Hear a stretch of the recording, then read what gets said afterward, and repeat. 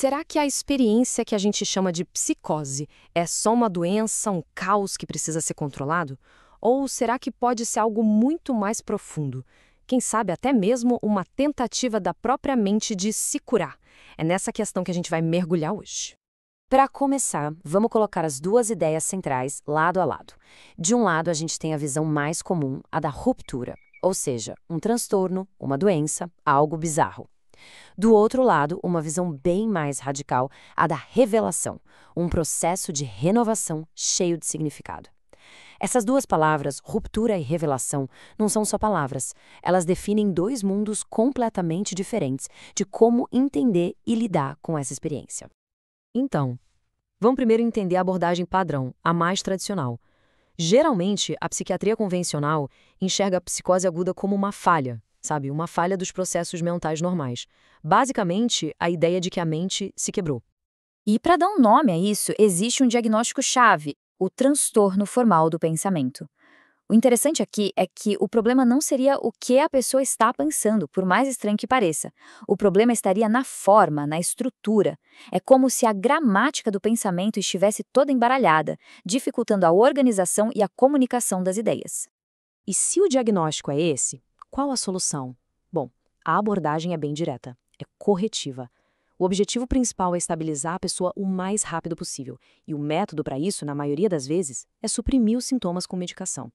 Existe uma pressão muito grande por uma alta rápida, às vezes em uma semana. A lógica por trás é simples. Essa experiência visionária não tem sentido, então ela precisa ser interrompida. Resumindo, o modelo médico tradicional enxerga a pessoa como um paciente que precisa ser gerenciado e a experiência dela como uma patologia, uma doença que tem que ser eliminada do sistema. Ponto. Mas e se essa visão toda estiver, no mínimo, incompleta? É exatamente aqui que a nossa história dá uma virada e a gente conhece o trabalho do Dr. John Weir Perry. Ele passou 40 anos desenvolvendo uma perspectiva radicalmente diferente. O que o Perry fez foi basicamente virar o jogo. Ele olhou para tudo isso e fez a pergunta que ninguém estava fazendo. E se o que a gente chama de transtorno não for a doença, mas sim o próprio remédio?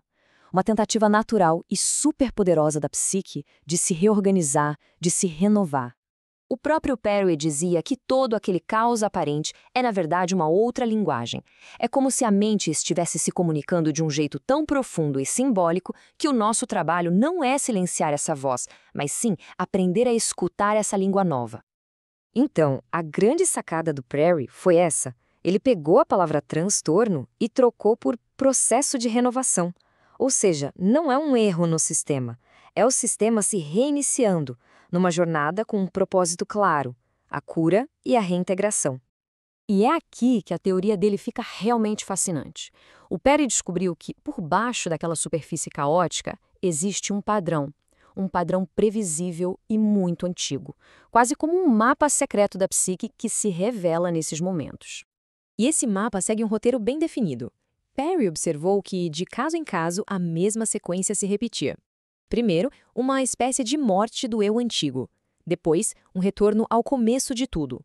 Aí vinha um grande conflito cósmico, uma luta de opostos. Em seguida, a sensação de se tornar divino, a apoteose.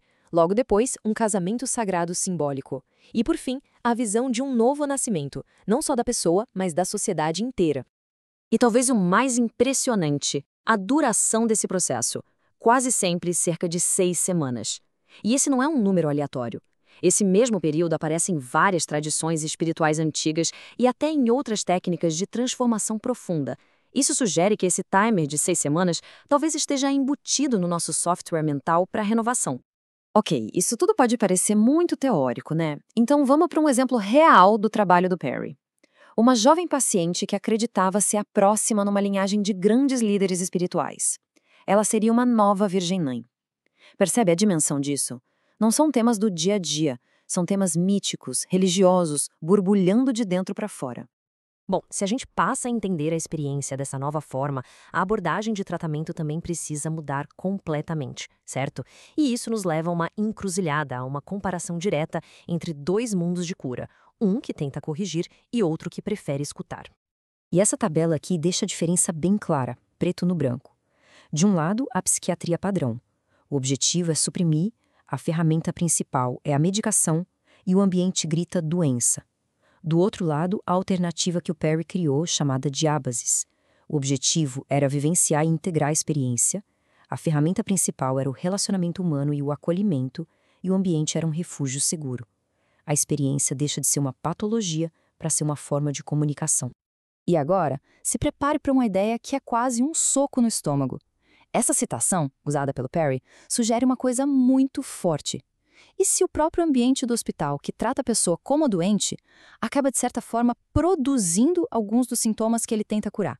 Que a dificuldade de linguagem e de comportamento pode ser uma reação ao próprio tratamento. E para ver como a abordagem de escutar funciona na prática, tem essa história incrível de diabases. Uma mulher regrediu a um estado de infância. A equipe, em vez de corrigir, fez o quê? Acolheu. Pegaram no colo, ofereceram uma mamadeira, atenderam a necessidade psíquica daquele momento. O resultado? No dia seguinte, ela estava coerente, conversando, dançando. Eles não lutaram contra o processo, eles participaram dele. Até agora, a gente falou do indivíduo, mas a teoria do Perry vai muito além. Ele percebeu que essa jornada de renovação interna não é só sobre uma pessoa. Ela espelha, na verdade, os grandes movimentos de transformação da história humana. A chave para entender isso é que, nesses estados, quando a pessoa muda por dentro, a visão dela sobre o mundo inteiro muda junto. As duas coisas acontecem ao mesmo tempo, estão ligadas. O que é uma experiência superpessoal se expande e se torna universal. Essa imagem aqui é um exemplo perfeito disso. A ideia de estar no centro do mundo, que é o que esses caracteres chineses simbolizam, é um tema universal. Ela aparece tanto nas visões de alguém em crise, quanto na base de como civilizações inteiras, como a chinesa, se enxergavam. Então, no fundo, o que essa jornada toda significa é uma troca de sistema operacional da psique. É um movimento de um paradigma baseado em logos, que é sobre poder, domínio, controle, lógica, para um paradigma baseado em eros, que é sobre relacionamento, amor, conexão. E aqui vem o grande pulo do gato da teoria. Essa mesma virada de chave do logos para o eros que acontece dentro de uma pessoa é o mesmíssimo processo que impulsionou as grandes renovações culturais e espirituais da história, sempre que uma sociedade inteira entrava em crise. E essa citação final do Perry amarra tudo de um jeito brilhante. O que ele está dizendo é que o programa rodando na mente de um paciente anônimo e na de um grande profeta da história é, na essência, o mesmo. A grande diferença é o contexto, é se a cultura ao redor acolhe ou rejeita essa experiência. Isso tudo deixa uma pergunta bem forte no ar, não é? Se a jornada do paciente e a do profeta são, na verdade, a mesma, e se dentro daquele caos existe um processo poderoso de renovação, que potencial imenso a gente está perdendo como indivíduos e como sociedade toda vez que a gente escolhe simplesmente silenciar a mente visionária?